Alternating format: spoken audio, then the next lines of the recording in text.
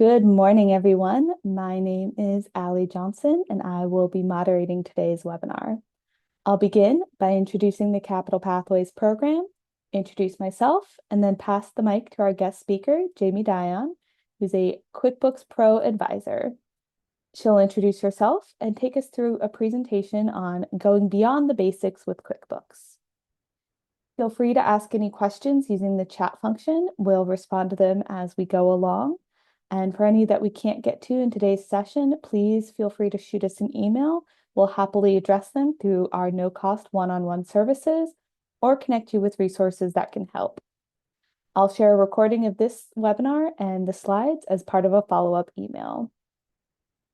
So what is the Capital Pathways program? It's a program funded by the U.S. Treasury SSBCI initiative, sponsored by the Virginia Department of Small Business and Supplier Diversity, and hosted by the Virginia SBDC and George Mason University. We'll start with a program overview, go through program eligibility, and finish up with an outline of the services we offer. Capital Pathways is a no-cost, specialized SBDC program that helps small businesses and nonprofits across Virginia build the systems and habits needed to become capital ready. This matters because businesses that are less prepared can often self-select or fail their loan applications. These early failures correlate to a lack of adequate capital, and higher cost alternatives often don't build long-term capacity. Ultimately, only half the loan amounts that are requested actually reach small businesses. And to put things in perspective, about 25% of small businesses need access to financing for growth and preserving cash flow. However, only 20 to 30% of those who apply actually get their loans approved. To help address this challenge, Capital Pathways has created a path to financial and legal readiness. Our no-cost program offers an immersive, hands-on group experience paired with one-on-one support. Who's eligible, you may ask? Any Virginia-based very small business and nonprofits who are at any stage facing challenges accessing traditional financing. The services we provide include a guided self-assessment, legal structure validation, financial skills and tools, loan application readiness, and credit building advising. We start our process with a self-assessment that pinpoints your business's key gaps so we can connect you with tailored resources, either through our program or through other resources that can help. Under our legal structure validation, our in-house advisors can help you through basic legal questions, and we partner with a law firm to answer more questions on more complex topics related to business registration, trademarks, and contract and agreement reviews. We also offer financial webinars on topics including financial basics, financial statement preparation, and of course, QuickBooks training. Our one-on-one advising tailored support covers business foundations, profitability and pricing, financial forecasting, financing options and readiness, financial statements and tools, as well as loan readiness and lender preparation. Those loan application readiness services, include both webinars and one-on-one individualized support. And the webinars cover topics such as what lenders look for in loan applications, as well as interactive mock loan interviews, SBA loan options, and sample application analyses. We also have a partnership with a lender who can provide one-on-one support to those looking for capital. Finally, our credit building advisor will help you review and interpret your credit reports as part of building. Excuse me, I got ahead of myself. Finally, our credit building advisor will help you review and interpret your credit reports as part of building an individualized credit improvement plan to strengthen your credit and help you qualify for better financing options and terms.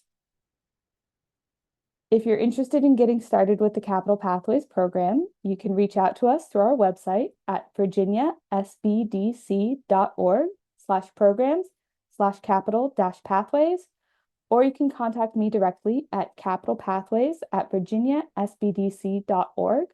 I'll go ahead and share my email and our website link in the chat so you all can have it. Shifting gears over to introductions, As mentioned before, my name is Allie Johnson. I am today's moderator and serve as the Program and Intake Coordinator for the Capital Pathways program. I have a professional background in economic development, small business support, and access to finance projects, both domestically and internationally. Our session today will consist of a 2-hour workshop. And again, feel free to ask any questions throughout using the chat function, and we'll respond to them as we go along. As I said, for questions that we can't get to today, please do send us them via email. We'll happily address them through our no-cost services or connect you with resources that can help. We'll share a recording of this webinar and slides in a follow-up email. I'd like to now pass things over to Jamie to introduce herself, tell us a bit about her background, and start the presentation. Thank you, Allie, and welcome everyone. I'm excited to be here. I want to give all of you some kudos for thinking about your QuickBooks in the middle of the year. It's not a lot of business owners aren't doing this right now, so give yourself some kudos. And I really hope that these next 2 hours are really productive for you when you think about your QuickBooks functioning. My name is Jamie Dion. I'm the owner of Balanced Bookkeeping based out of Charlottesville, Virginia. And before I ran my own bookkeeping business, I was a teacher. And so I hope that I have some skills that will help to make this foreign language of QuickBooks Online more approachable and understandable for the business owner who does not have that accounting degree and is just trying to use your software effectively and efficiently. As Allie mentioned, this is QuickBooks, the advanced features of QuickBooks Online, beyond the basics of QuickBooks Online. And so my hope is that you have some foundation with QuickBooks Online. You know how to categorize, you know how to reconcile, you've customized your chart of accounts. And we're going to really dive into some of the more advanced features today. If you're like, oh no, I don't have that foundation, know that we run that QuickBooks 101 every month or so. And so definitely come back and spend some more time with me learning about the basics of QuickBooks. I just put into the chat box a link to the QuickBooks Online test drive. This is something that's available always to you that is a QuickBooks file that you can explore, experiment with, make mistakes, and not face the repercussions of messing up your own data. So I highly recommend that you use this link today. If you want to be in your own QuickBooks file, do it, right? That's totally fine. Angela, I see that you said the link is not working. Please use an incognito like Allie just pointed out too. They've made this link a little bit funky. It absolutely works in a test drive. In the incognito, if it's not working in like your general browser. All right. This webinar is meant, as Allie said, to be highly hands-on and interactive. So what I would love for you to do is split your screen, have half of it be me, and so that you can see my Zoom screen, and half of it be your QuickBooks either test drive or your true file. The way it's going to work is I'm going to introduce you to a new feature of QuickBooks Online, and then I'm going to give you 3 to 5 minutes to explore. During those exploratory periods, that's when I'm going to be answering the questions that are in the chat box. So if you have a relevant question, make sure to get that question in the chat box and I'll answer as we go along. Okay. We have a relatively small crowd today. So absolutely, like use this time to your benefit. Please, please, please don't be shy about asking questions in the chat box. All right. We'll also have a little bit of time at the end, probably 20 minutes for any other questions you have that might not be relevant to what we're talking about today related to QuickBooks. All right. So I'm going, Allie, would you let me share, please? Thanks. All right.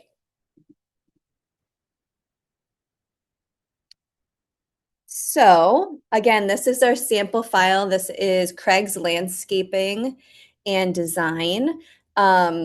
He is a newer business owner, about 6 months, the last time I checked. But he's using a lot of these different capabilities of QuickBooks Online. So it's a really great model for us today. So our first stop this morning is going to be something that we're all supposed to be doing, but I have a feeling that most of us are not doing it as completely as we need to, which is receipt management. So the IRS states that you should be saving receipts for 7 years following the purchase or the revenue received.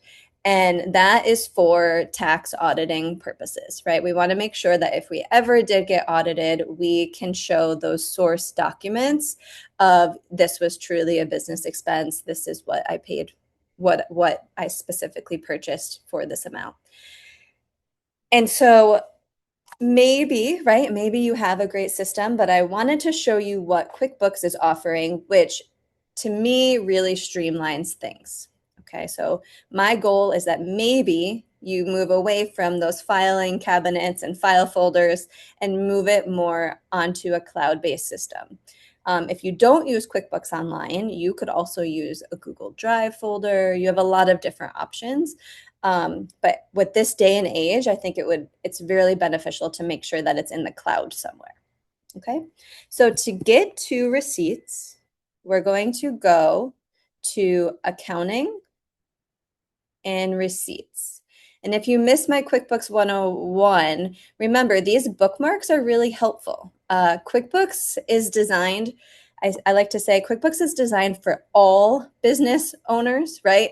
We need to customize this for your business. And so if you're going to use receipts in QuickBooks, why don't you just bookmark this, right here? And then now it's here. So it's a lot easier to navigate to, okay? So QuickBooks offers 4 different ways to get your receipts into QuickBooks Online. Okay, you can upload them from your desktop or your files, right? I have all these here. You can upload them from Google Drive. You can also, in your True QuickBooks up here, they will allow you to create a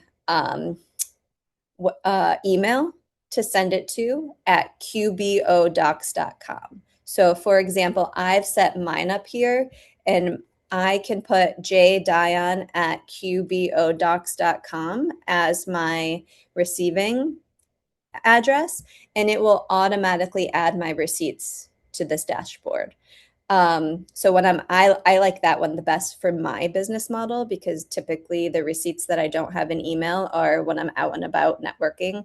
And so I'm able to have them I'm able to put those in my, like when you get the Square register, put in that email and it will send it automatically. So that's works for me. It might not work best for you, right? You need to decide with your business model where are these receipts most often coming through.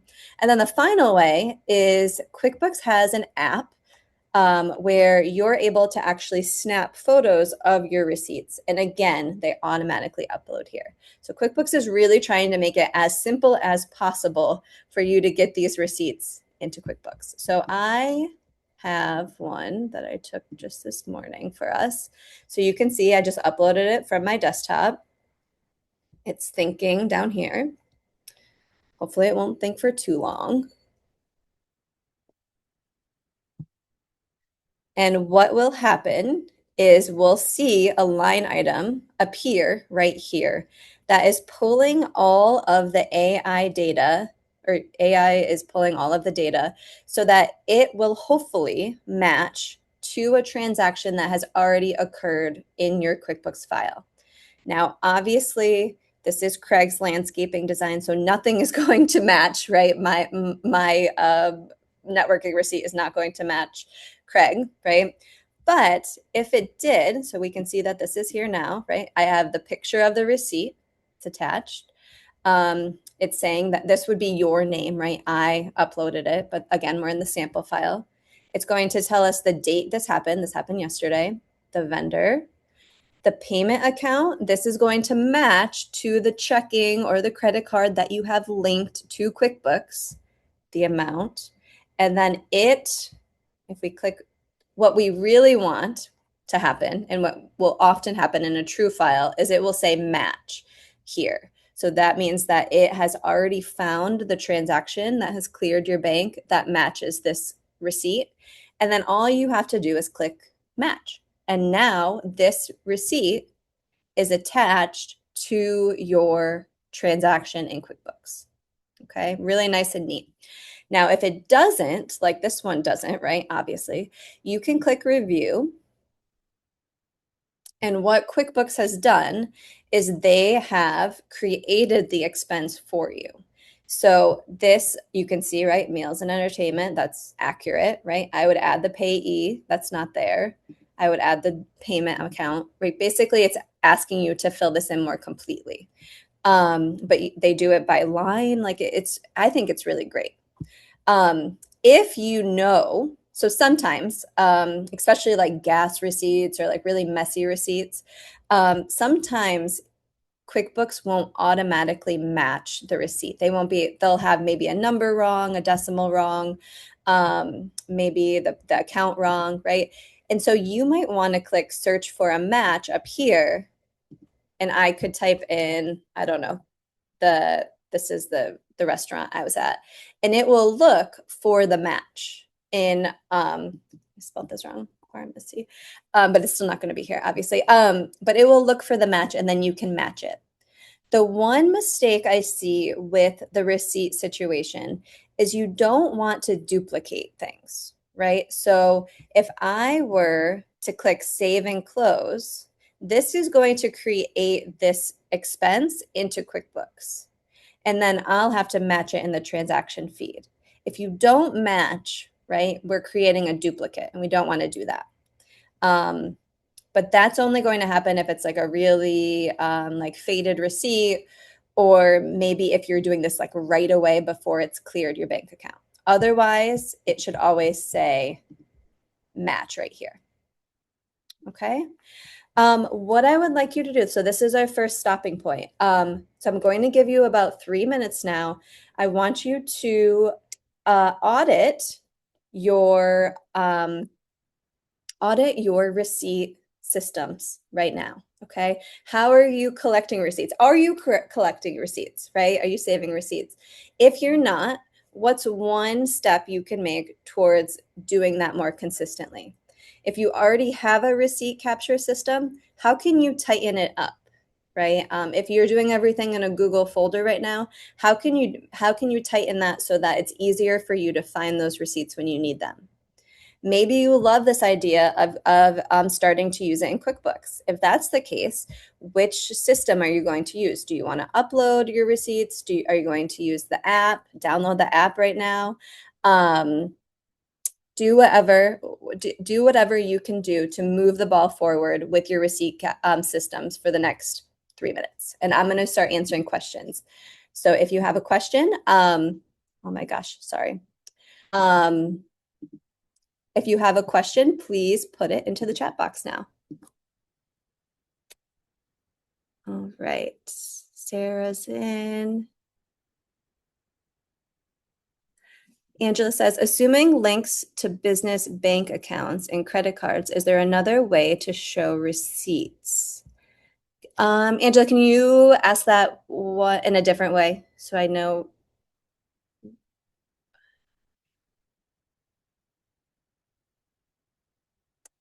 Oh, Angela says, I rely on links to my biz credit cards for business transactions, so not using the receipts function. So that is a great misconception, Angela. So if we think, and I think this is what you mean, right? When we have our bank transactions, we can't, like, this is not enough of a source document to prove that this was a business transaction, right? Unfortunately, even though we can look at our bank statements and we can print that out, and we can print off our credit card statements, we really want to have source documents to have as evidence in the case of an audit. So unless your credit card company, right? I know that there are some now, or bank checking bank account is able to have those receipts right in there. Like maybe you're uploading them. Like I have Relay Financial is who I use, and I can upload those receipts to Relay. You just want those receipts somewhere. Yes. So Angela, even categorizing, right? Like think about the one I just did. This could have been my a family meal, right? Or Lowe's could have been me updating my my back porch, right? So you really want to make sure that you have those receipts that have the itemized transactions as evidence. I know it's a pain, but it's the rule. And you're starting now, right? Not 10 years from now when you don't have any of those. So Sarah, is there a way to keep AI from matching? It keeps matching things to the wrong thing for us. Ooh, Sarah, are you talking about with the receipts, or are you thinking of categorizing? So receipts, if we think about the receipts, this will never automatically match for you. Like it should always be found here where you need to click match. And then if it's in the wrong place, you can click reviewed and undo those.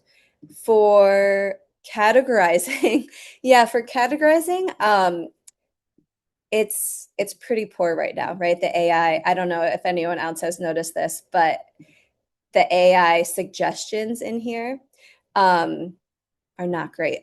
And so I say you want to just make sure that you're fact checking everything that AI suggests. Like these buttons right here, this is AI's. This means that AI has suggested this account for you. And so if that's the wrong account, you'll want to instead make a rule, right, that says A1 rental needs to go to something else, and that will bypass the AI suggestions. But yeah, it's very confusing right now. I am with you, Sarah. Sarah says, honestly, we've had a lot of trouble with the new AI features. I have honestly tried to not use it as long as I could, and then finally I said, I need to get on the bandwagon. So I agree, Sarah. I'm hoping that the AI gets a lot tighter and cleaner and accurate. But I agree that the QuickBooks new stuff is not. Yep, Tammy. AI told me that my electric bill was a personal expense with 5 years of past data. Yeah, I agree. Believe me, I may be a QuickBooks expert, but I agree that this is not, they've got a lot of work to do with tightening the AI. All right, let's keep rolling. We're going to go next to one of my favorite tools in QuickBooks Online, and this one will save you so much time. We're going to move to recurring transactions. So again, I'm going to bookmark it. This is under accounting, recurring transactions. And what we can see here is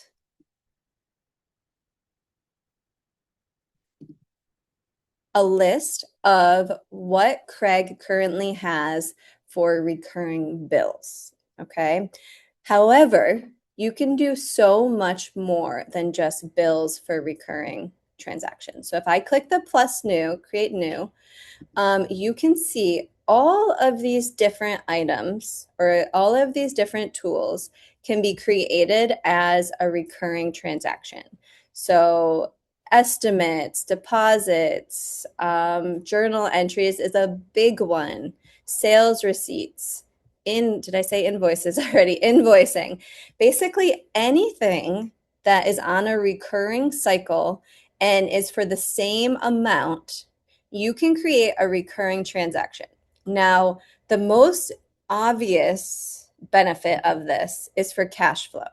So if I click on edit, right, especially his monthly lease, right, I can, let me get in there, please. Come on. All right, let's see.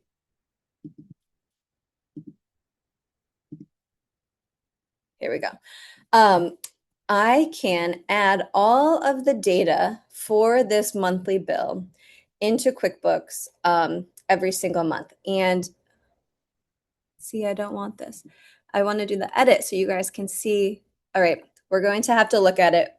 Ignore this first, this little pop-up. All right, what we can see is we have the template name, monthly. You choose, so you can choose if it's scheduled or unscheduled. So scheduled would be obviously, right, happening at the same time every month. You may want another word I like to use for this recurring transactions is like a template. So if you wanted to just have a template for a journal entry or an expense to use when they come through, right? You can change this to unscheduled. And that means that you would need to go to the recurring transactions and say use when you need to use them. I use them for POS systems, right? So if you're using Square or Shopify or PayPal and you need to split up deposits by the true revenue and the sales tax and the tip and the merchant fees, right? You could create a recurring journal entry to move that money around out of the clearing account. You might want to do a recurring journal entry for payroll expenses, right? Breaking up the true wages and the fees and the benefits that you're giving your employees. There are so many ways. For bills, right? He's using this very basically, but you might pay your landlord for rent, but also utilities and also internet and also parking, right? That you might want to split up in a more itemized way. So by setting up these recurring transactions, you're able to not have to do it again and again and again every time this expense or this deposit comes into your bank. Okay. Then you choose. So this is a big one. He doesn't have, he's not, I guess, having it be created any days in advance. But I like to create these bills maybe 15 days in advance, 5 days in advance, because what happens is this amount, right, the $900 impacts your bank balance on your bank transactions fee. So it's going to reduce your available cash by $900. So it kind of it's a good cash flow tool to use. Okay. But also, right, we're going to go to invoicing next. But if you invoice for the same amount, if you're a consultant or a bookkeeper or an accountant and you invoice for the same amount every month, you might want to create a recurring invoice that will automatically send it to your client every single month on the same date. And you get to be hands off, right?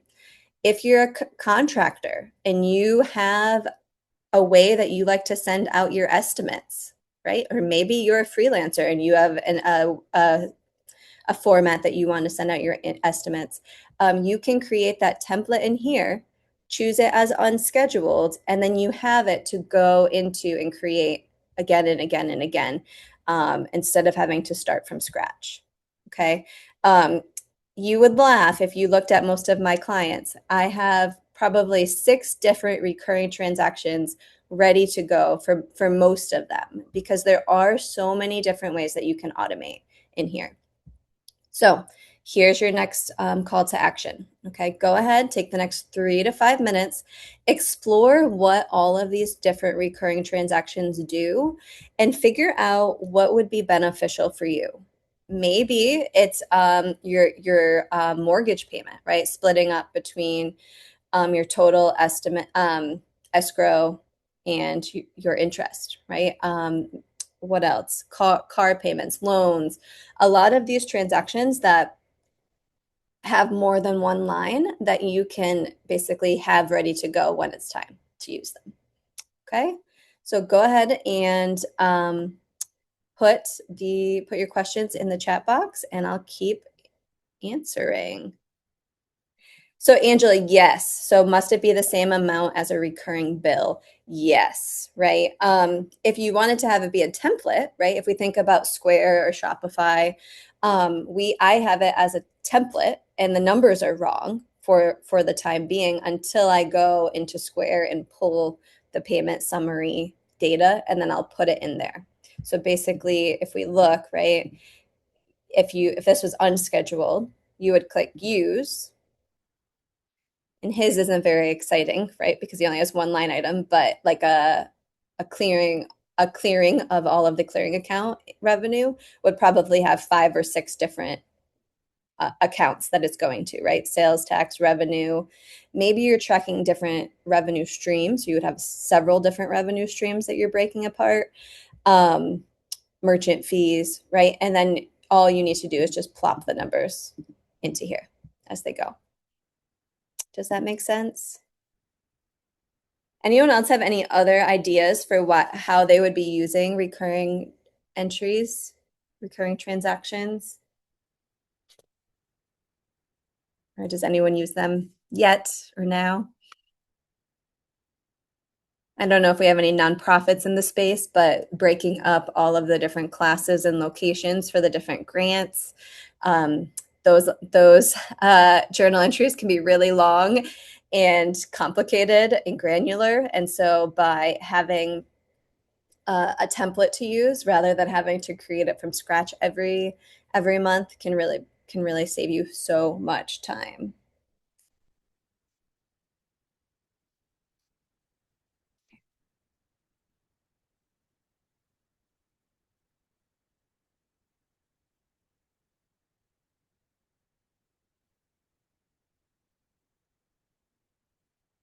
Claudia, great question. Claudia says, can it be used to break up insurance that was prepaid? Yes, great idea. So if you have prepaid expenses, right, insurance, even softwares, you can have it be a recurring journal entry. So all of your initial payment, right, all goes to prepaid expenses. And then if you're on a 12-month cycle, right, you can set it up. So every month, 1/12 of that payment goes over into your insurance account, right? Great example. SBA loan payments, awesome, Angela. A+ for participation over there, Angela. Thank you. Makes it more interesting. Everybody asks. Yeah, Tammy. So Tammy says, I separate the interest from principal on mortgage, but it changes each month. Can this help me? Yes, absolutely. So I would still create a template, right? And then you could just use that template to break it up, right? So it would be principal, escrow, interest, and you would just need to update the numbers, the amounts each time.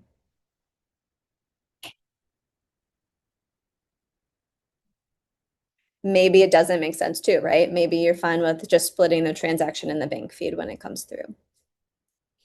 It's all about efficiency, right? I don't want you to work harder. I want you to work smarter. So whatever's going to be more efficient for you.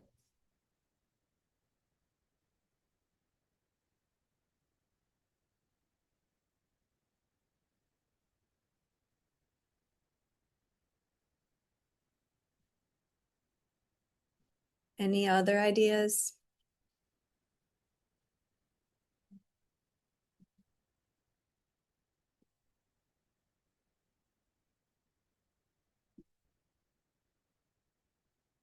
All right, I did see someone came in late, so I'm just putting the link to the test drive in the chat again, and we're going to keep rolling. So one of my biggest pet peeves or issues I have with business ownership in general is that I often find that a lot of clients don't have their invoicing or receivables systems very tight. I will never forget when I was working with an SBDC client about a year ago, 2 years ago now, maybe. And she had forgotten to send out a $6,000 invoice to her client. Can you imagine, right? That as a solopreneur. And that was the day that I said, you know what, I'm not doing enough to tell people that they need to have a super tight system for their receivables and their invoicing. And QuickBooks has a great dashboard and system for just that.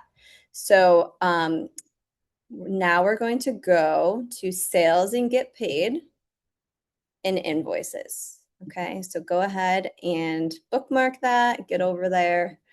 Um, so irregardless of what type of business you have, right? That you must be on top of your receivables. Like if you're retail, that's relatively simple, right? You're using a POS system. People are paying you when they receive the good that you're selling. Um, if you're a service-based business, that's more up to you to set up your receivables systems so that you can make sure that you're getting paid in an efficient and effective manner. Um, I really want to nudge you if you're still using a PDF that you're sending in an email or in the mail, right, to see the benefits of using some type of software. It doesn't have to be QuickBooks, but to me, if you are a service-based business owner, it's relatively simple and user-friendly to use QuickBooks. So as you can see in here, okay, I really like this dashboard that shows you really where your cash funnel is coming in the next 30 days. So we can see what's overdue, right? So he has $1,500 that he needs to start calling about. He has $3,700 that is coming down the funnel, right? Like it's going to be due soon. He has received $2,000 that someone has paid him for. So he's received payment for it, but it hasn't hit his bank account yet. So this could happen if you receive like a cash or check payment from a customer. You'll also see that here if someone paid using a payment link within the last 24 hours and it hasn't hit your bank account yet. Like QuickBooks hasn't processed it completely. And then what's been deposited in the last 30 days. So these are like the closed invoices. Um, you can filter all of these different tabs to see specifically what's going on by customer, by amount, by status. There's lots of different ways to get the data out that you want on this invoicing system. Further, when you click on here, so I want to see what's going on with this John Melton. He owes me some money.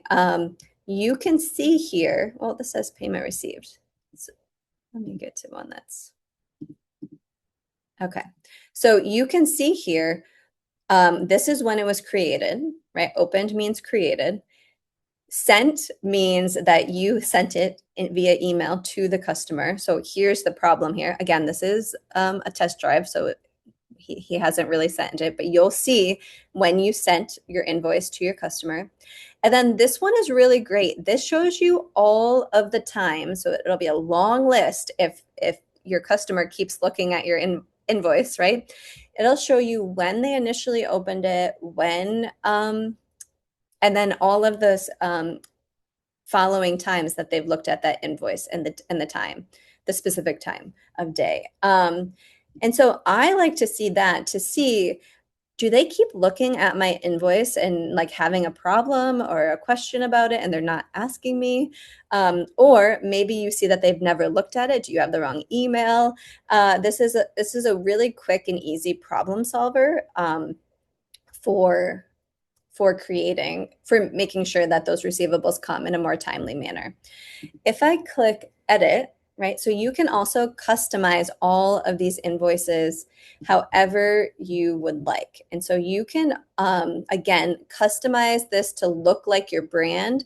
So you can change the colors, you can change, if I click, let's see, customization, design down here, right, I can change the colors. You can make it look however you want it to, really. Other benefits, right, is that you have all of your customer information in one place to be able to track their lifetime uh, work with you. You also are able to customize your products and services so that you can start tracking your revenue streams. So this is a big one for me. So if we look, right, if I do add new, when you create a product or service, you will name the product whatever you want it to be. I say try to have it be like a rinse and repeat um, name so that you can continue to use it. You don't have to create new products every time you get a new customer, right? So for him, let's call it grass mowing, right? And then down here is really specific, really important. So then you can choose which income account you want the grass mowing income to go to. So maybe you know what a better one to do, we can do recurring grass mowing or like monthly grass mowing. Okay. And so I want to see for Craig, what is his recurring revenue compared to his one-time revenue. And I want to see if he can kind of get those to be pretty equal, right? So I would want this income account to be recurring income, right? I want to be able to track that in my income accounts. And then if he wants to, you'll see in a little bit, he has a lot of income accounts. You can see even now, right? If he wants to track everything else more in a more itemized way, right? He can. But I think that knowing like the recurring is really important. So, anyways, creating these products and services does a lot of the hard analysis for you, right? You're setting your QuickBooks up so that it's automatic. Once someone pays you for this service, it's going directly to the revenue stream income account that you want it to be in. Okay. Here we can make it recurring again here, right? And then you can see here, let's see if it'll let us. It drafts an email for you, right? So you don't have to write that email anymore. You can also customize this. So again, that it sounds and feels like your brand. So it's as quick as just clicking send and then it's there. Okay. So go ahead now for another 3 to 5 minutes and just think about your invoicing systems. Okay. If you're sending out invoices, how can you tighten this up? Would you want to move to QuickBooks Online to send your invoicing? Something, I haven't looked at the chat box, but something that I hear a lot on QuickBooks is that I don't like the fees, right? So QuickBooks takes 1% fee for ACH payments up to $20, and they take the standard credit card processing fees, which is like what, 3.99. So that's comparable to Square, Shopify, most others. If you do have a problem with the fees, right? My number one suggestion is to bake it into your price, right? So if you don't want to pay $5 for the fee, up your fee, up your invoice by $5, right? That I think is the best customer experience that you can receive, right? Even seeing the processing fees at the bottom of an invoice, it doesn't have that nice warm and fuzzy feeling as just, okay, this is what I'm paying for my service. Here you go, right? Another option, if you're like, Jamie, I am not doing it, know that you can still add your invoices into QuickBooks, and then you still have all of these benefits of being able to see what's overdue, what's not yet due. And you can print or download these invoices, right? And still send them out in an email. And you can say down here, please send ACH payment, right? With where you want to send it, or please send a check to this address. You have a lot of options to still use this really great accounts receivable dashboard and not necessarily pay the fee for QuickBooks processing the payment. My last little nugget is the way to have a repeat customer, a really happy repeat customer, is to make the user experience as seamless as possible. Allie's probably rolling her eyes right now because I always share the same story about when I needed to get my well fixed at my home, and the repairman, he did a great job. He fixed it quickly. He came out really quick, but then he said he only accepts cash and check. And I live in the country a little bit, so the closest ATM is 15 minutes away. And I had to go and get cash out of the ATM because we didn't have any checks. And another problem of my personal problem with me. But that user experience, the customer experience, just like was awful at the end, right? Because I didn't have an easy way to pay. So just consider that too, right? That at the end of the day, we really want repeat, happy, recurring customers. And so if that means that we use a system that has that fee, in my opinion, that is making it be a better experience for your customer. All right, I'm going to get off my bandwagon there. So go ahead and check out how you're currently invoicing. How could you tighten it up? If you have a different system you're using, log in and see what capabilities you have to be tracking your outstanding invoices. If you're using a POS, okay, check out what that looks like when it hits your bank, because it does not look like it should, right? When we get that deposit from Square, from Shopify, from PayPal, it's missing a lot of different items, right? It's not your true income. So we shouldn't just put it to sales. It's including your sales tax, it's including your merchant fees. It's maybe you have a loan that it's pulling money out of right away. All of those items, we need to be able to split those up, right? So that you're seeing your true income and your true expenses related to the POS system. All right.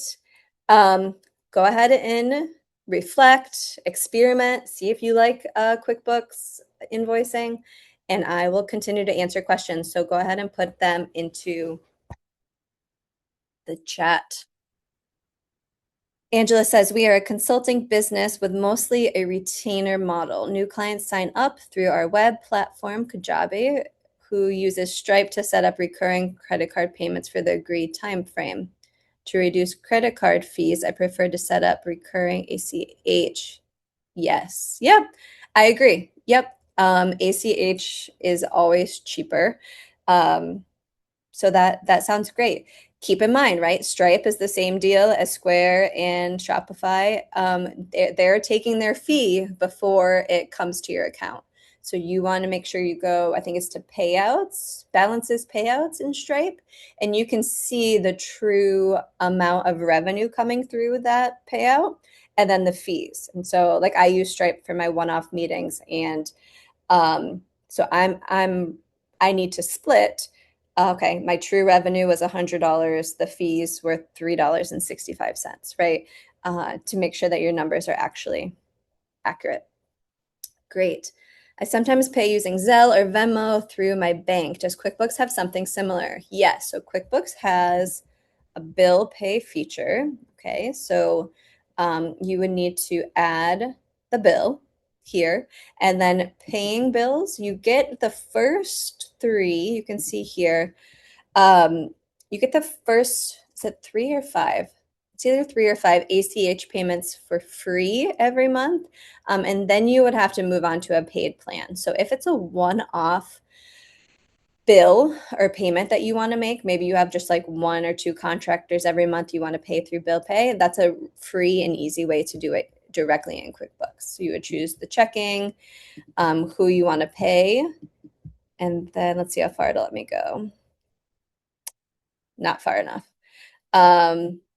So you'll have to log in. They do require you to do like a verification, because it is truly making, right? It is removing money from your QuickBooks, from your bank.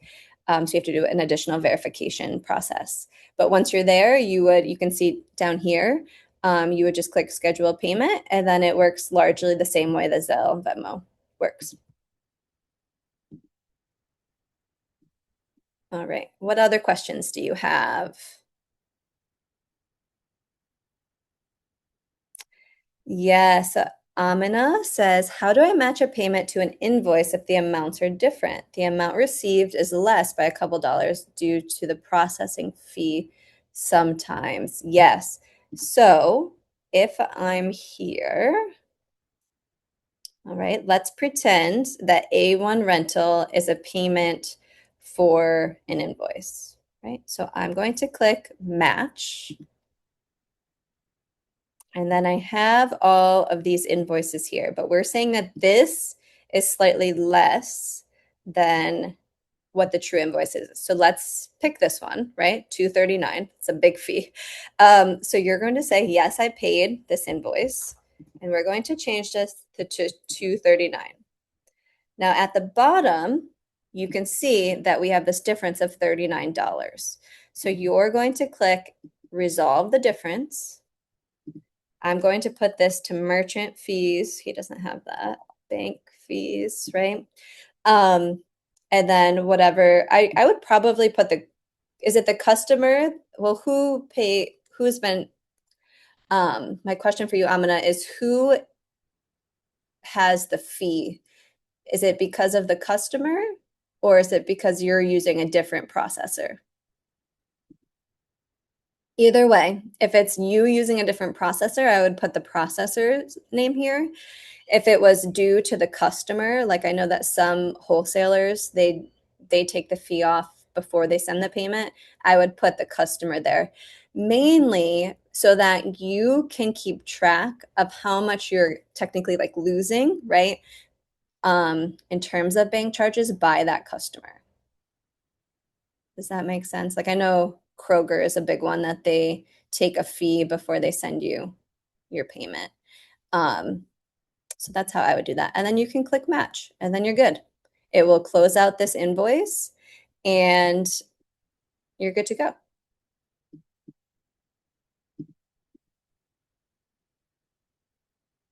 Yep. So yeah, I'm going to do it just like I did and I would put that customer's name. If I wanted to send a client a one-time invoice and they wanted to pay via ACH, do I need their routing and account number? I recall linking with a client who also uses QuickBooks Online and didn't need their details. Yes, great question, Angela. So there is now a network. How do we do this? Let's see. Yes, okay. So there's now a network in QuickBooks where you can securely ask a vendor for their ACH information to pay them, right? Without us having to have that confidential information. That's a great. It's wonderful, right? So if I add, let's do me. Oops, my stuff's gonna pop up there. That's okay. If I add my name here, right, and I can click add payment info. So it's not going to let me do it because again, down here, you should have a button that says request ACH info. And it will send an email to me with that info. I will put that in, and then this will all be blocked out so I can't even see it when I'm ready to pay them, but then it will automatically ACH them. So yes, it's a great new tool that is now in QuickBooks Online. The other way around though, you would need, like if I was sending an invoice, I would need to just do it through the ACH process in QuickBooks Online at least. Obviously, right? QuickBooks wants their money. They want their fee. They wouldn't let it be the opposite way. But for the vendor side, you can do it.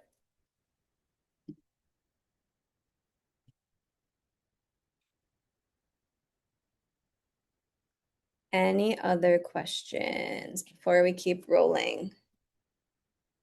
Does anyone already use QuickBooks invoicing and really like it, or have discontents that they want to share, or any other ways that you're using, any other softwares you're using for your accounts receivable dashboard?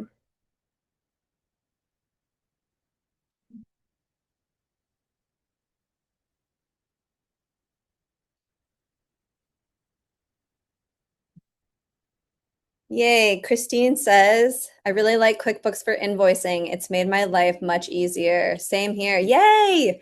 I agree. I think this is one of the tools that they have in QuickBooks that really runs well. So I'm glad to see this. Um,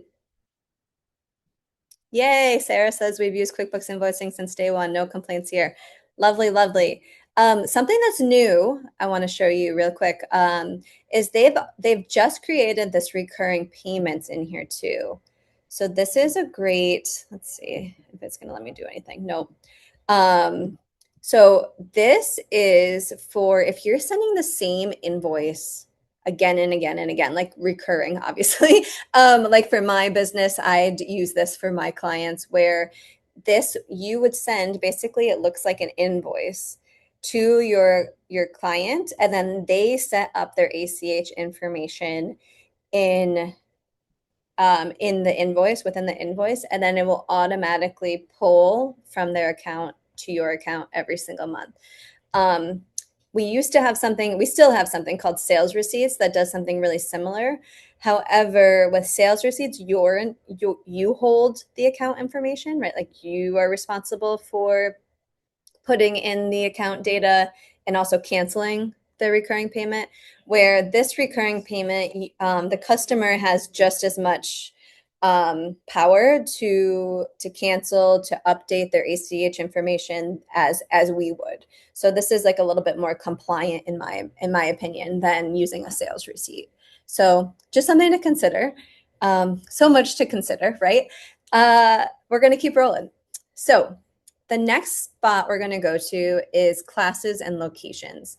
So this is one that may not be relevant to you, but I think it's really important that you know that it's something for maybe 5 years down the road, maybe 1 year down the road, maybe you really need it right now.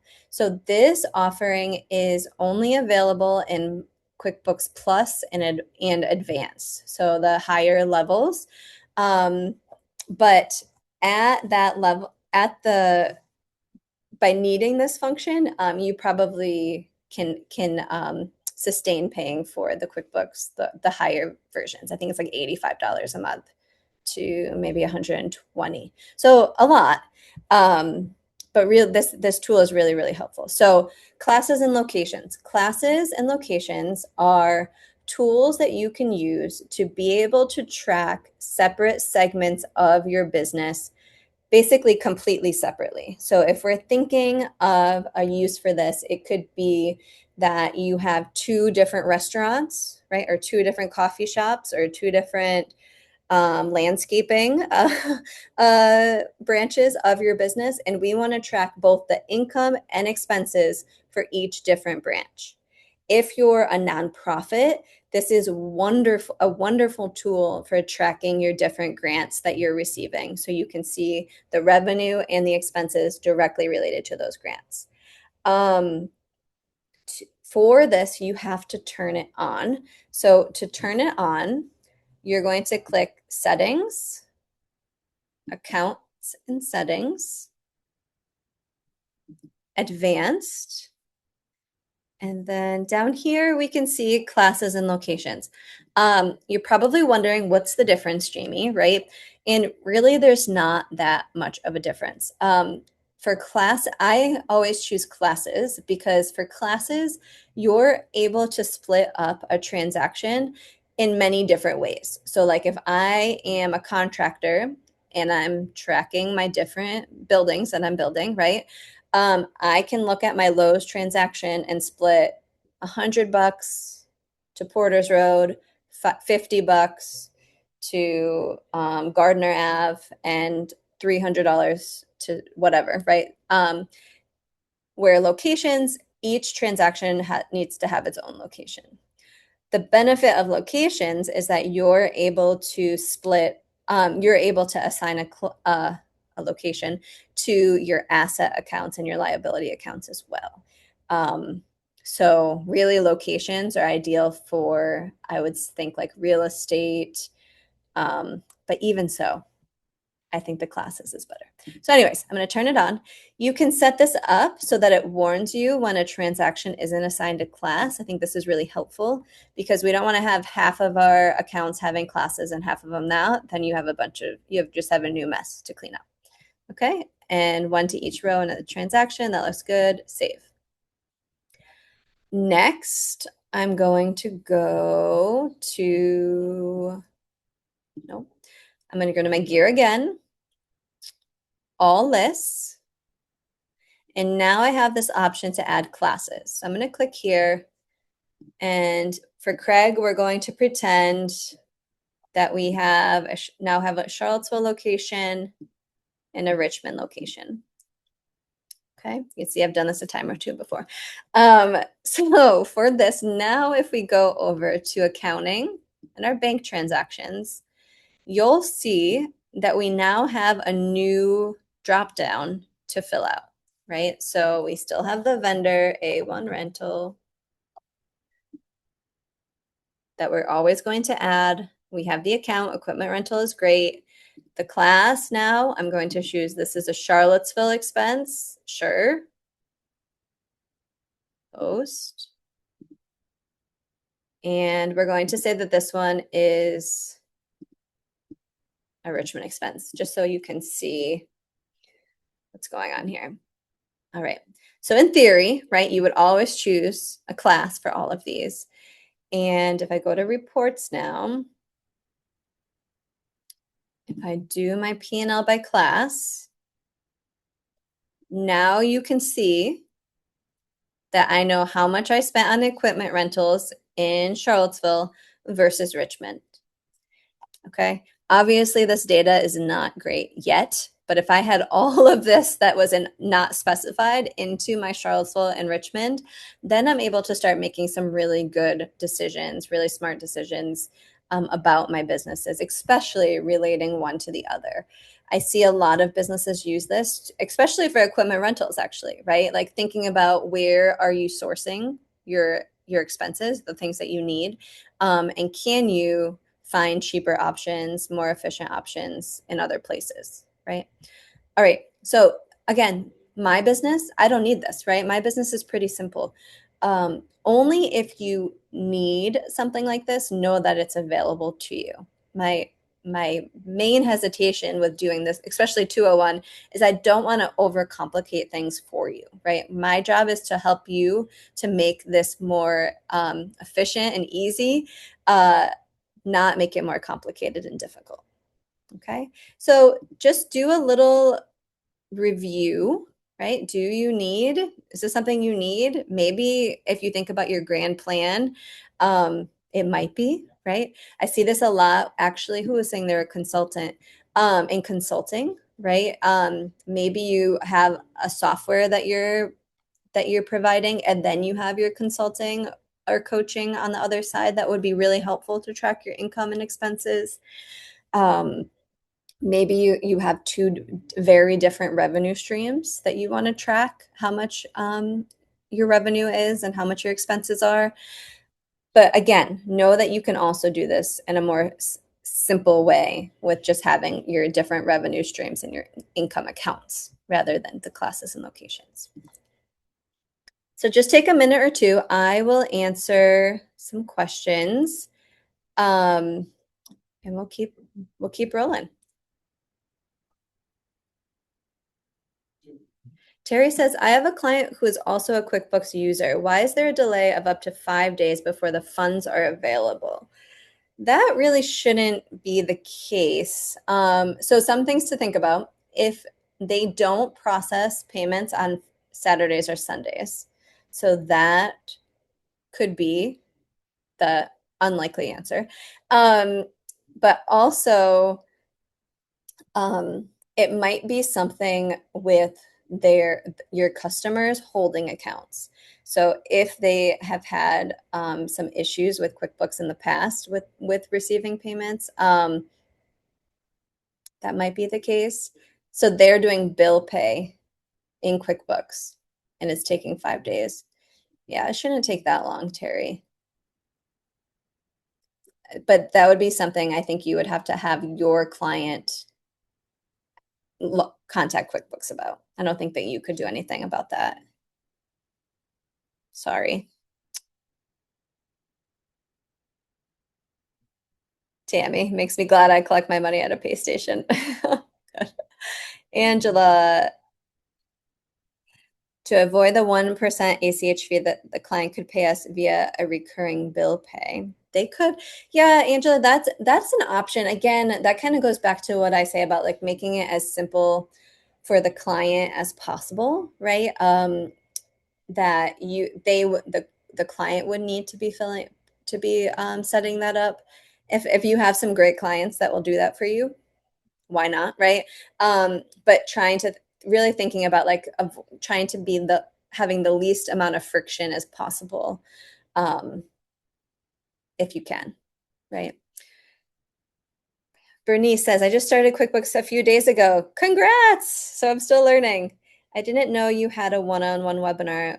I will also sign up for that. When's the next one-on-one? Allie will add that at the end of the session so that you're good. Terry's good. All right. I think let's keep rolling. So next up, we're going to get a little bit into true accounting. All right, we're going to go into journal entries. So for journal entries, we're going to go to plus create journal entry. This one's kind of hidden. Okay, and look how overwhelming this looks, right? Just a bunch of blank lines. So a journal entry is how you can add how should I say this? How you can add data into your QuickBooks file that is not coming through a bank or credit card, right? If we think about QuickBooks now, they've made it so simple for us to have all of that data that comes through our bank by syncing the banks, right? All of those transactions come in. But sometimes we have transactions occur that don't have that paper trail in a checking account, in a credit card account. And instead, we need to do a journal entry.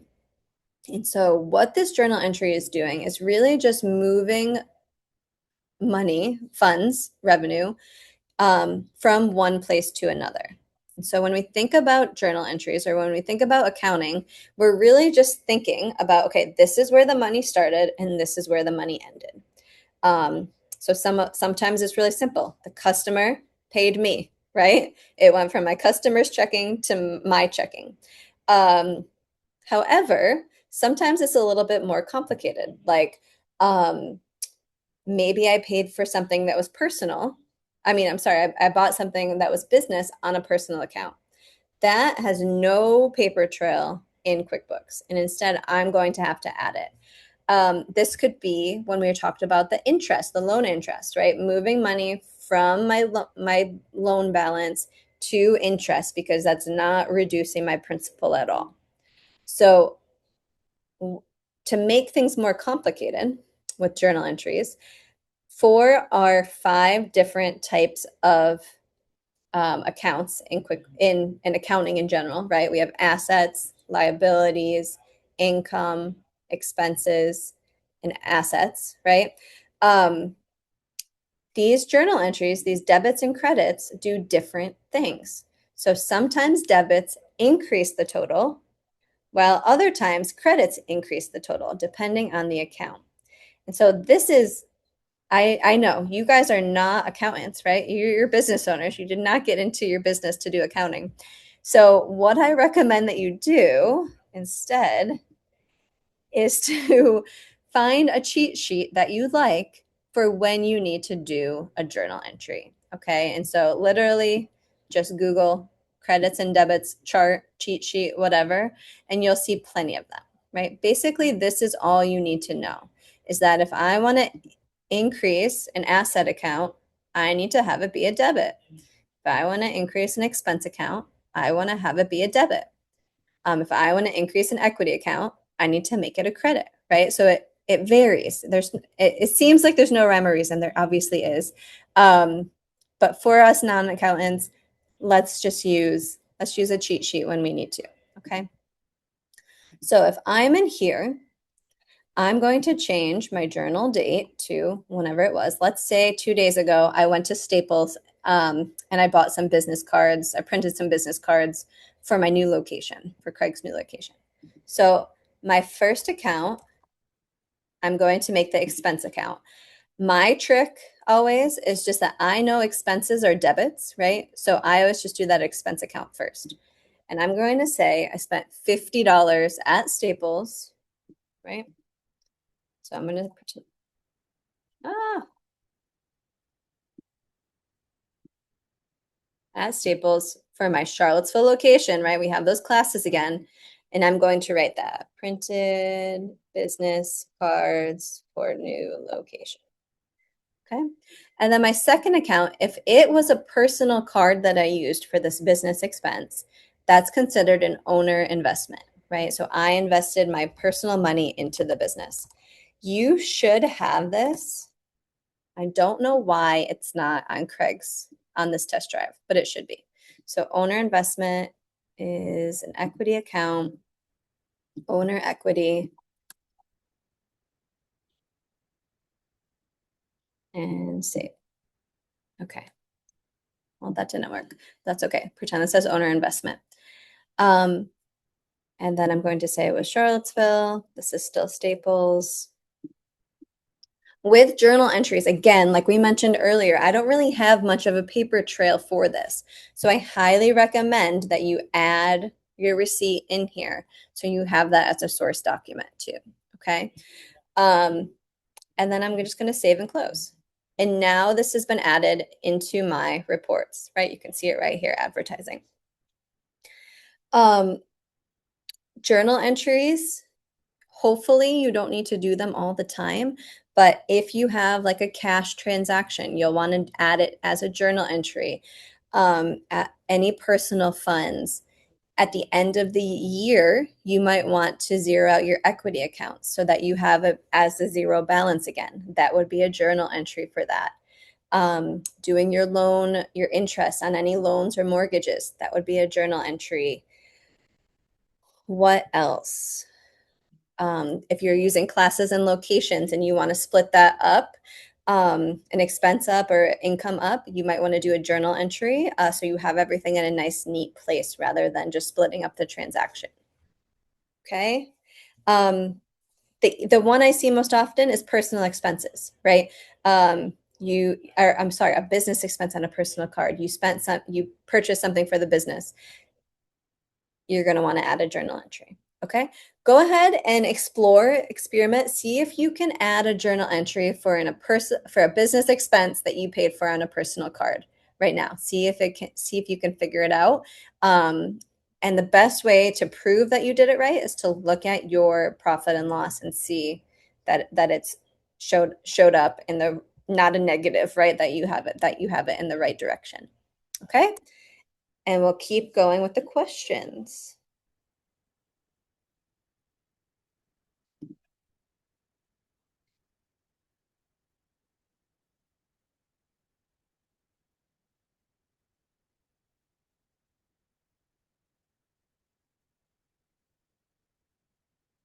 Great point, Marla. Marla says that there are lots of other places that you can find some QuickBooks 101 courses. YouTube is great.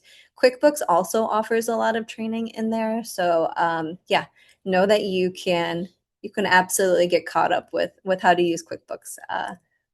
I have total faith in you. Something else that is offered through the Capital Pathways is one-on-one advising for QuickBooks. So if you wanted to meet with me to go over your QuickBooks file where literally you screen share and we can walk through it together, that's one of the really great benefits of the Capital Pathways program. Allie can get you anyone who wants that set up at the end of this call. Anyone else use journal entries for something already in their business? Revenue streams. So if right now, if you are just posting everything to a sales account for your revenue, you could do a journal entry to move that revenue every month to the more specific sub accounts, right? So like for me, it's like recurring one-time consulting. You might have, I don't know if I'm thinking about retail sales, it might be like clothing, accessories, jewelry. I don't know. So at the end of the day, my nerdy QuickBooks bookkeeper brain wants you all to start using this data to make business decisions, right? Absolutely, we want you to be able to file your taxes and be in compliance, but to move you to that next level of being able to look at your data and pull information from it, that's the dream. And what a great segue to what we're going to do next. So now we're going to go to report to do some more work with reporting. So if I go back to our standard reports, you can see there are so many different reports. And what's really overwhelming is that each of these reports can be customized, right? So not only are there like 200 reports, but really you can tweak them to look and sound and feel however you want them to. And so the first one I actually talk about in QuickBooks 101 too, because I think it's so great, is this profit and loss by month. Okay, if you don't have it yet starred, please star it. I think it's a really great report to use. So for this one, right, again, we can customize this year to date, this year to, I usually do this year to last month since I don't typically have like the current months done yet, right? And so that might skew your data a little bit. But what you can see are the trends in your income and expenses month over month over month, right? And so if I'm looking at Craig, he's doing great, right? I'm looking, wow, every month over month, his income is rising big time, right? Look at that big jump. Now, my next question would be, is this just a seasonal income, right? Is this what it will always look like? Or is this because he just started up his business? And so maybe I don't have enough data yet, but maybe next year, looking at all of this, I'd be able to pull some really, really important data from it. Other items, right? Like looking at this pest control services, maybe I couldn't notice if I just had this, if it just looked like this, right? The year to date, I might not question this $110 in revenue. But by having it in months, now I'm wondering, okay, he made $70 in February, $70 in April, but then he had to refund $30. Like, what's going on? Is this really worth us having as an offering? Should we remove it? Another example, right? Is looking, this used to have more for equipment rentals, looking, it used to have like 500, 600, 700, 900. That's a lot of money when at the end of the day he's basically breaking even, right? So maybe I need to invest in purchasing a piece of equipment instead of having to have these high rental expenses every month, right? Who knows? This is again just so that you can start pondering. Once you like a report, okay, so say that I customize this more. If I click over here, look at all of the different ways that you can customize, right? I can show negatives in red. I can just show active, or I could show all rows if I wanted to. I can change the names just for this custom report and then add, okay? And so that kind of looks nice, being able to see these negatives. If you click Save As, okay, and click Save, now I have these reports in my custom reports, right? So I don't have to re-customize these every time. Now I can just click here, and this will always be this year to last month, separated by month with the negatives in red, right? So again, a quick time saver. This other report that I love, so back to standard, is the profit and loss as a percentage of total income. So this is the one where I see the big eyeballs and the mouth open, like what's happened here, right? So for this one, what we have is the same profit and loss sheet, okay? But it's separated by percentage of income. So you can see my complete income is 100%. However, now I can see where my revenue in terms of percentages is filled up. So it looks like for job materials, 46, I'm billing for job materials for about 46% of my income. For the actual services, 60, wait, no, this is all of that, is only 2% of my income. So that seems pretty low, right? Like what that doesn't really seem to match up for me. So that's something I would want to look into. Do I need to raise my hourly rate? Kind of feels like that if he's only billing for his materials, right? Again, looking at that pest control, is 1% of my income really worth it to have as an offering? Probably not. I think I would get rid of that. And then more so in your expenses. So again, right, all of this is going to help me to figure out what I need to cut, to adjust, all that good stuff. So again, looking at this, the equipment rental is still really high, right? 20%. It might be worthwhile. Huh, that's funny. This got adjusted. I wonder if it would look a lot different from this year to last month. Yeah, wow, look at that. Only 9%. So that's telling, right? Looks like we're having to rent a lot of equipment in the last 2 months. It might be worthwhile still to consider purchasing some equipment. All right. So those are the two reports that I really love. Again, look at all of these customizations. Figure out you can make it so that it looks almost like a board report if you needed to. There's so many ways that you can customize this. Look at all these other comparisons you can make to the previous year to date, percentage of row, percentage of column, so many different options. Figure out what works for you and stick to it. Save it as a custom report and then have that be the report that you're going to month after month after month to make those business decisions. All right. So another 3 to 5 minutes, just go ahead and check out those two reports, see if those pique your interest, see if you can save a customization. If you're like, Jamie, been there, done that, see if you can find a different report that would help you to push the ball, roll the ball forward, push the ball forward. I really like this one too. If we talked a lot about invoicing today, right? Look at the accounts receivable aging. And this is the amount that's current. Great, most of it is, but really looks like I need to call Red Rock Diner, right? This is more than almost 3 months overdue. We need to make sure that we receive that payment before it gets lost forever. Same with all these, right? It's been a while. All right, okay. Go ahead and play with all the different records. And if you have a report that you really love, can you add it to the chat box?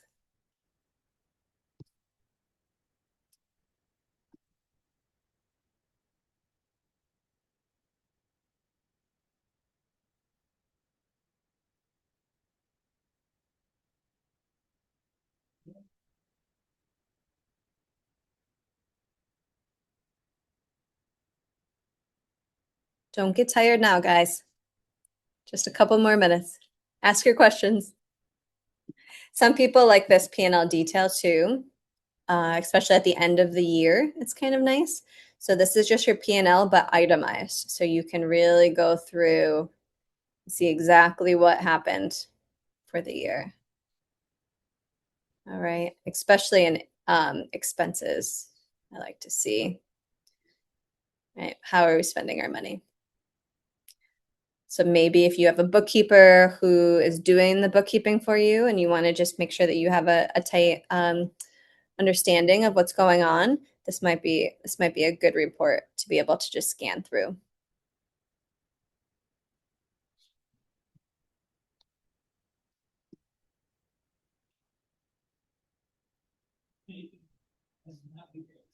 Great. Yeah, Angela says I created a transaction report so to see that I'm categorizing certain transactions properly and consistently. Yeah, absolutely. That's great. That's very similar to this, right? Being able to go line by line.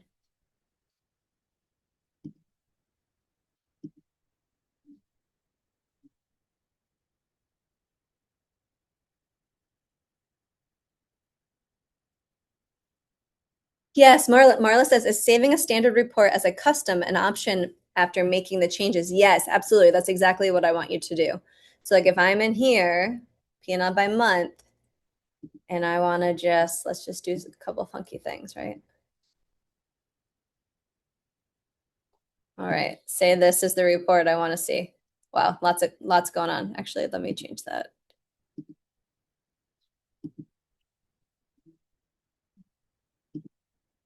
Okay, so say this is what I want. If you click save as and just name it something that you'll remember.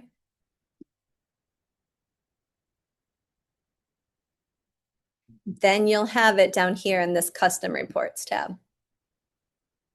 And then every time you use it, the settings will always be the same. If you do like budgets versus actuals, this is a big one. Like I customize those a lot based on what the client wants. And so by saving this now, all I have to do is click on this and I'm done, right? I don't need to do all those customizations.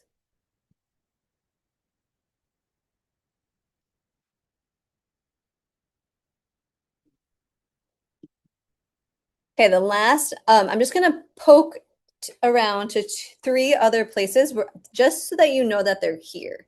And then we're going to get into our Q&A. So QuickBooks has, they really try to be a one-stop shop for business owners. And they do a really decent job. So if you are at the point or the stage where you are hiring, know that QuickBooks offers a payroll service directly inside of QuickBooks. Okay. Of course, it's not going to let us see it, but it works just as well as any other payroll software. They will collect and file and pay your payroll taxes for you. They'll send the pay stubs to your directly to your employees. And one of the main benefits is that all of the payroll coding is done automatically for you. So you don't need to be adding those journal entries to move around your liability and benefits and wages and all of that for your outside payroll. I do find that they do have some sync errors sometimes, which can be a pain in the pain. But as a whole and as a convenience, it works just as well as any of the other payroll softwares. Um, also, also times two. Know that if you don't have employees yet, but you have contractors, you can also pay your contractors, your 1099 contractors in QuickBooks Online, and QuickBooks will then file your 1099s for you. It is an additional fee.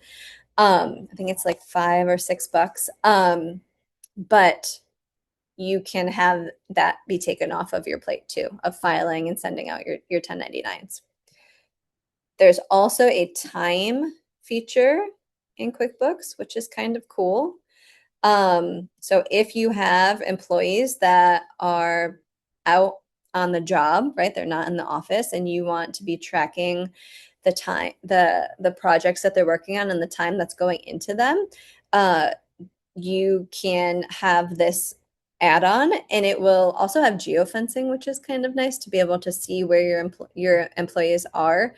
They can also, as you can see here, choose the project that they're working on so that you can do some project costing. So this is really great for those contractors, anybody in the trades that are really project based, can really be really beneficial. Finally, this syncs directly to QuickBooks Payroll, so you don't have to calculate the time that they've been working every pay period anymore. It does it automatically for you. So again, working smarter, not harder. Both of those are an additional cost, but it can save you a lot of time and money, honestly, right? In the long run, if you can use your time to do higher level tasks.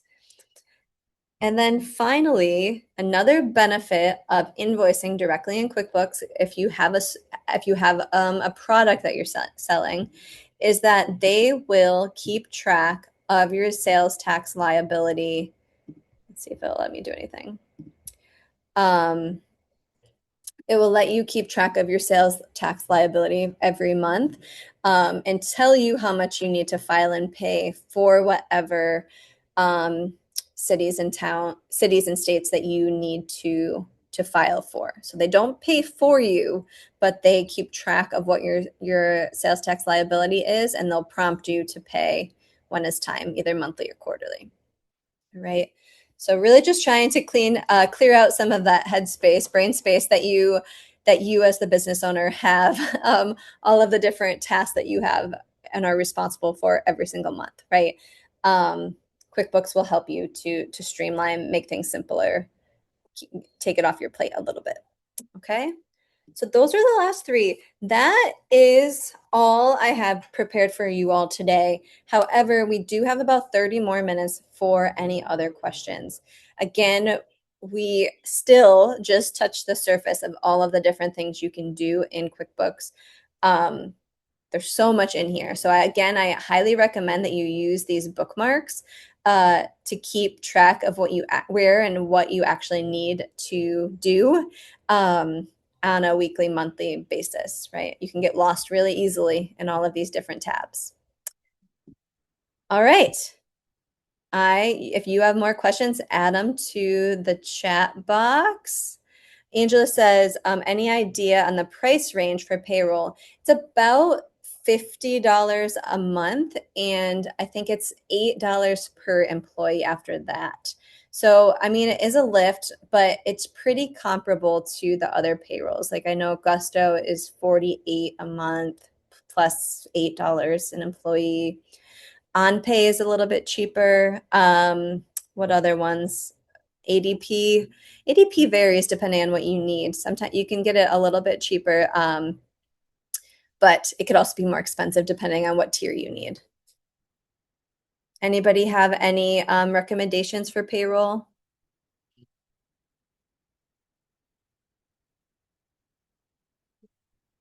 Yes, Angela. 101, we talk about categorizing, reconciling, using rules, more basic reporting, bank feeds, chart of accounts.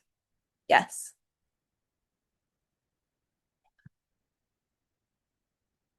Allie, do you want to chime in?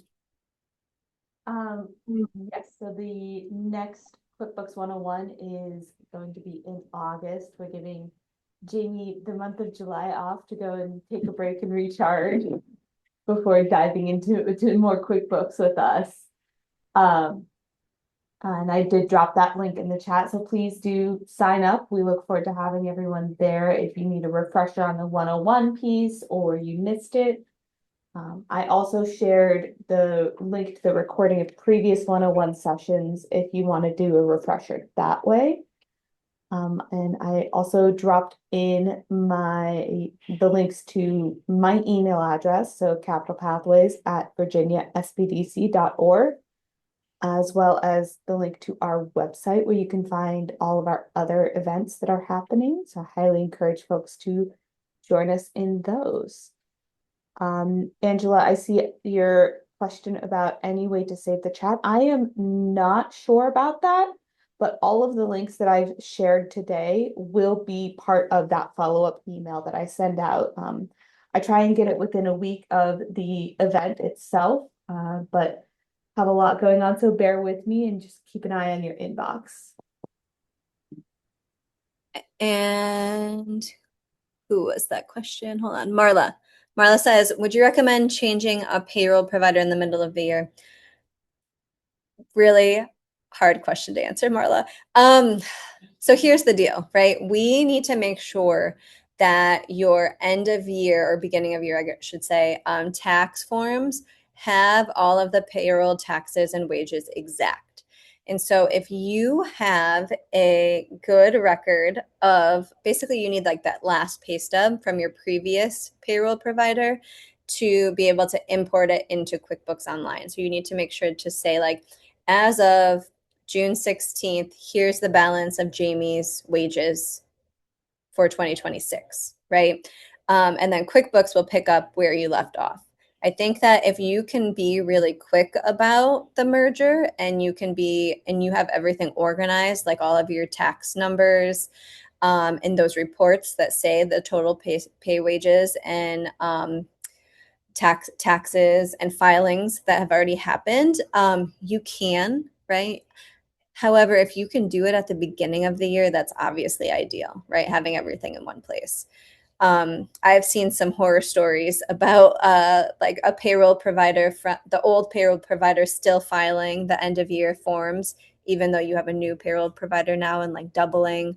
I would just be really organized and on top of things if you're going to do it right now. But you can. I mean, waiting another 6 months seems like an awful long time. So people do it. Just try to like do it in like one sitting, not 6 months, 6 weeks, right? Jamie, I have a follow-up question to that. Yeah. Yep. Given, my experience is that and I'm not an HR professional, but my experience is that it takes companies a little bit of time to do that transition. Would you recommend maybe starting that search at this stage since it's mid-year with the anticipation of shifting over at the end of the year? Yeah, absolutely. Yeah, I think that sounds, I think that's almost too much time, right? But yes, I think that if you're a big company, I don't know how many employees you have, um, then yeah, right, you're going to need to make sure that you have all of your employees' confidential information ready to be inputted into the new account. Actually, let me say this real quick. QuickBooks has made it and not just QuickBooks, Gusto does it too, ADP too. They've made it really simple for you to have your employees self onboard now. So instead of us having to hold all of that information, right? Their bank information, their direct deposit information, their social, you're able to send a link to them or an email to them that says, please log into QuickBooks Workforce and fill in all of this data, right? And then that's on your employee to make sure that they have all of their withholdings correctly, all of their direct deposit bank information. So it has had a lot. It's a lot lighter of a lift now. But what you do want to make sure you have are like the benefits and the pay and the PTO is a big one, right? We want to make sure that that gets in. That's when you kind of get into the weeds of setting up those systems and those, what do you call those benefits? So yeah, I guess, Allie, might be a little bit, you might forget what you did by the end of the year if you did it right now. So it's a little bit long. But I would also think, Marla, about how painful it is right now with whatever provider you're currently using. Like if it's really taxing, then why not move them? Sam's payroll. I've never heard that one. Okay, everybody stay away from Sam's payroll, says Tammy.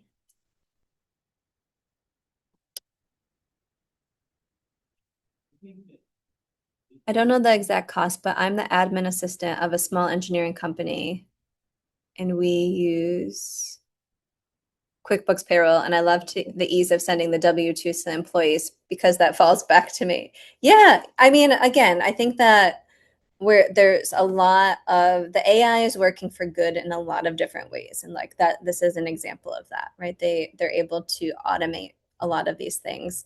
All this being said, Claudia, especially as you the admin assistant, make sure that you still have eyes on what they're sending out. You just want to make sure those forms are complete so that nothing gets sent back to you as incomplete by the IRS or the state, whatever, BEC. So Tammy's Tammy's trying out ADP, but no opinion so far. Yeah, I've heard mixed things. Hopefully I've heard they've made a lot of improvements in the last couple of years too, Tammy. So hopefully you have a smooth experience. Great. Awesome.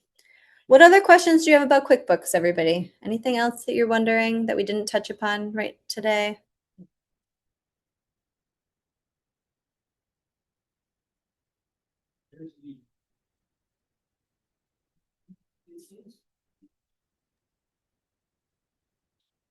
Jamie, are there any pain points that you've gleaned that we didn't cover today from, your time helping out Capital Pathways clients or other clients, the most common ones?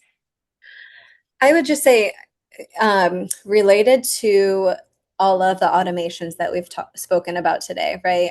Like using the payroll automations or the recurring transactions or the rules in your bank feed. Just make sure that you keep a 1 second eye on what's going on with those automations. Actually, right back to the beginning when someone said that QuickBooks keeps miscategorizing my transactions, right?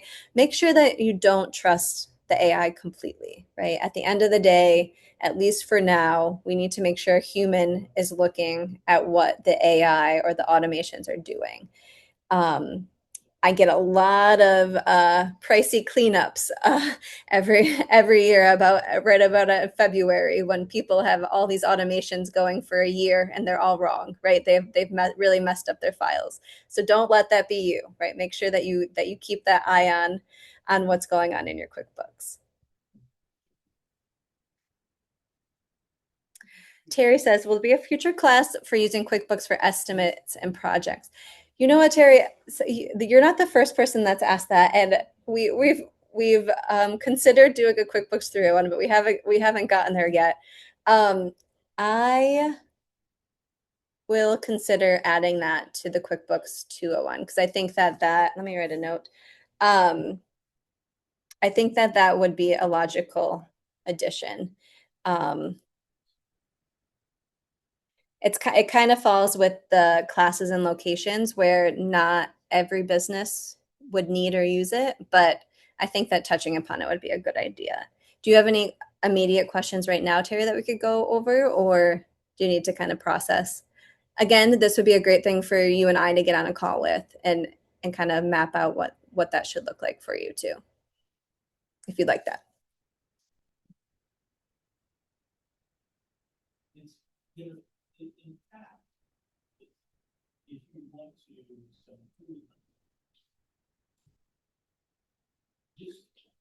Any other questions? Don't be shy. And know if you need to go, that is totally fine too.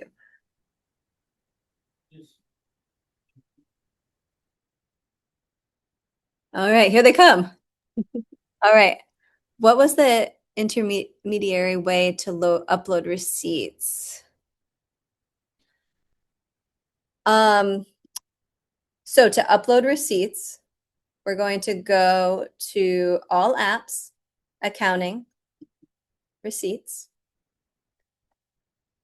and then you can upload them from your downloads or your desktop. You can upload them from Google Drive. You can download the QuickBooks app and take a photo and have them come in.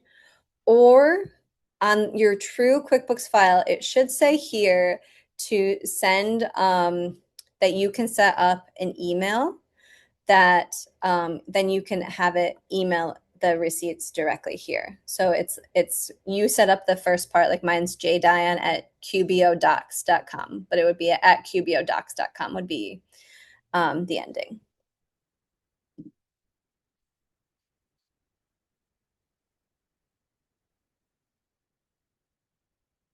Any other questions?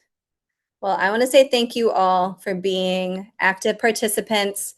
I hope that QuickBooks is a little less overwhelming than it was 2 hours ago. And again, know that you're not alone. Use your resources. Come to QuickBooks 101. Use YouTube. There's lots of opportunities for you to learn and grow.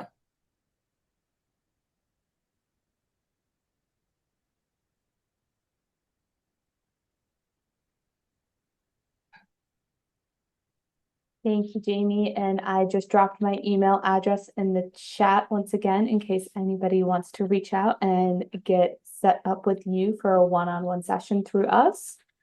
We also do other types of business advising, as I covered in that excuse me, introduction presentation. I also handle all of our intake calls, so that's where my brain is at. Thank you everyone for joining us. As I said, we hope to see you in other webinars and sessions. Please feel free to reach out with any questions that you might have. And I will end with thanking Jamie for another wonderful and informative webinar. Thank you, Allie. Have a good day, everyone.